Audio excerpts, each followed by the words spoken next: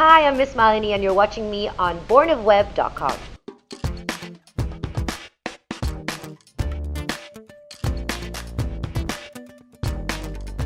How's Malini Agarwal when she's not at work?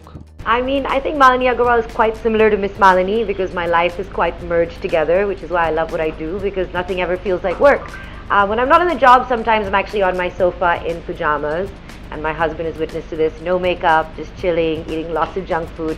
So it's kind of a balance of both. It is said that there's a woman behind a man's success. Who's behind your success story? A man, of course. My husband is the CEO of my heart and my company, Nashad. And he's really, the brains and brawn of the business, like Mike, who's my CRO as well. And I get to do all the fun stuff and come up with creative things and network with people. But it's obviously a big team involved. We've grown over the years, and now we have almost 40 people who are all part of the business, and they all make it work. You have written a book on your journey. Tell us about the most riveting chapter from the book. Oh my gosh, so I'm really excited about this book. It's called How I Blogged My Way to Bollywood.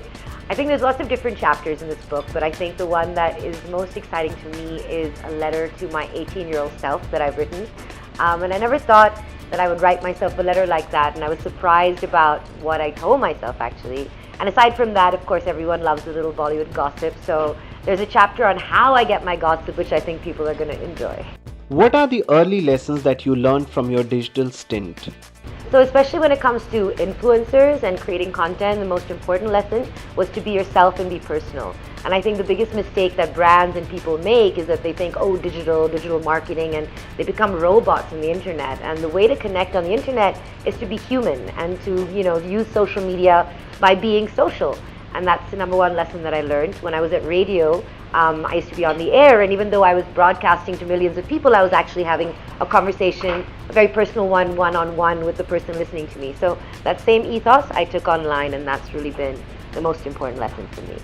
Which has been the most challenging interview ever? I guess the most challenging was Amitabh Bachchan, because he's such a regal figure, and you never know what he's going to be like. And I went and interviewed him, and he was wearing these pink sunglasses because he was talking about the movie Pink. And you can never tell if he's joking or serious, but he came in kind of like he was angry. And of course everyone was really scared, and then his makeup artist kept touching his hair, so he was like, "Deepak, enough!" And he said it in this booming voice, so everyone was petrified. So then I started my interview with him, and I started with, "Hey boys and girls," I said, "Hey guys, we're live with Amitabh Bachchan," and he stopped me and he said, "Why did you say hey guys and not hey girls?" And I was like, oh my God, I've just been told off by Amitabh Bachchan. But then he warmed up because, funny story, my father actually studied in Allahabad University under his father.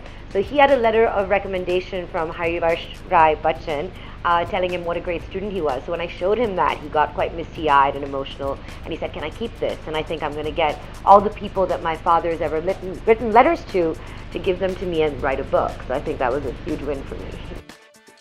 What, according to you, is the biggest story you have ever published on MissMalini.com? The biggest story, there's so many different ones. It depends what you call big, but I think the groundbreaking one for us was that we broke the Katrina Ranbir dating story, and I think that was a real big turning point because people didn't know for sure, but we had evidence, and we knew where they were sitting in a first-class flight on Lufthansa, because it just so happened someone I knew was traveling in the same flight, sitting on the aisle across from them. So I think that would probably be the first biggest one. If you have to take one celebrity out on a dinner date, who would that be? Tell us 2 questions you would ask him. I think I would take out Ranveer Singh because he would be so entertaining and fun to hang out with. And I guess I would ask him, how does he manage to not take himself so seriously all the time in such an industry where people are always judgy and taking themselves so seriously? And I guess the second question would be, I think something fun like, let's dance to a song. Which one would you dance to? Would you like to act in movies?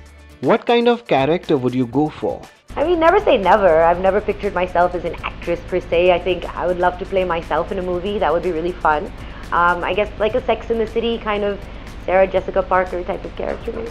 What is the funniest rumor you have heard about yourself? So the rumor I've heard about myself is that when you come to Miss Malini's office, everyone has to wear 6-inch heels and be super fashionable and wear Gucci and Prada. And I think it's really funny because if you came to our office, you'd see people are stylishly dressed in their pajamas and chappals sometimes as well.